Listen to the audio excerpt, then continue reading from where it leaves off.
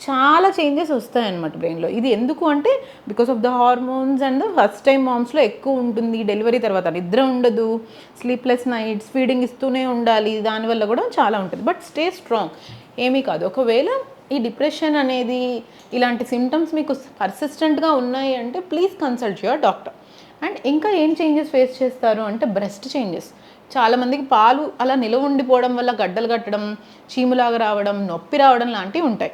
Proper breast supports ఇస్తూ exclusive breast feeding అంటే every 2-3 అవర్స్‌కి బేబీకి బ్రెస్ట్ ఫీడింగ్ ఇస్తూ ఉంటే ఇట్ విల్ బీ ఫైన్.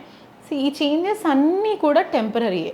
మీరు దీనివల్ల ఇలానే ఉండిపోతుంది, లైఫ్ చేంజ్ అయిపోయింది, ఇంకా ముందులా ఉండదు అని అస్సలు దిగులు పడొద్దు. Once it is temporary.